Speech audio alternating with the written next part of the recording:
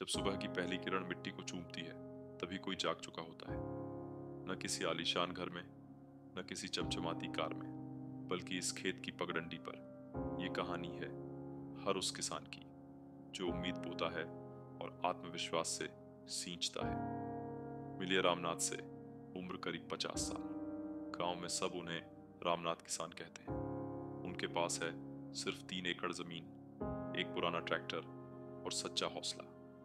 पत्नी सुनीता हर सुबह उठते ही रामनाथ के हाथ पकड़ कर कहती है, आज फिर से जीत तुम्हारी ही होगी। एक बार ऐसा आया जब बारिश ने नाम ही नहीं लिया।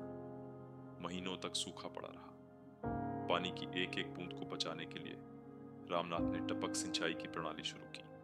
दिन भर पाइपलाइन संभालते हुए, रातों में बोरवेल की गहराई बढ़ाते हुए, वो आत्मा जो मिट्टी से जुड़ी टूटने न पाई। गांव वाले कहते रहे, इसे छोड़ दे, नुकसान ही नुकसान है। लेकिन रामनाथ ने कहा, बीज जब बोया जाता है तो चट्टानों को भी फाड़ता है। सुबह 4 बजे उठने की आदत, दिन भर सनबर्न में काम करना और शाम को बच्चों के होमवर्क में मदद करना।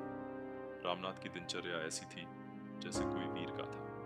बेटा राहुल पढ़ने शहर गया, बेटी पूजा कॉलेज में दाखिला लिया। रामनाथ ने ठानी थी कि इनकी दुनिया बदलनी है। कुछ महीनों बाद जब तकलीफ उबलकर सिर उठा रही थी, तभी एक सुबह खेत फिर से हरा भरा दिखा। टपक सिंचाई ने कम पानी में भी फसल को जिंदा रखा। रामनाथ ने महसूस किया, मेहनत सिर्फ पसीना नहीं, वो प्यार है, वो इरादा है। जब पहली अच्छी फसल हाथ में आई तो रामनाथ की आंखों में आंसू थे। ये आंसू मिट्टी की खुशबू के, संघर्ष के और नए सपनों के। गांव में अब रामनाथ की कहानी प्रेरणा बन चुकी थी। बेटी पूजा ने ऑर्गेनिक खेती का कोर्स किया। बेटा राहुल ने ड्रोन टेक्नोलॉजी से खेत की मॉनिटरिंग शुरू की।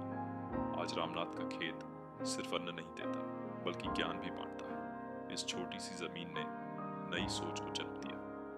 अगर मिट्टी कायम है तो हर तूफान झेल सकती है। किसान हमें सिखाता है, धैर्य रखो, नीति पहन, मेहनत का पसीना बहाओ, क्योंकि असली सोना वही है जो तानिशह पर चढ़े।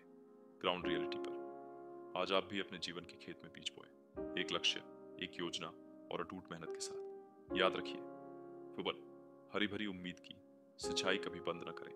2, नवाचार और ज्ञान की खाद हमेशा डालते रहें। 3, सफलता का मौसम आएगा, बस धैर्य के साथ अपने बीजों को समय दें।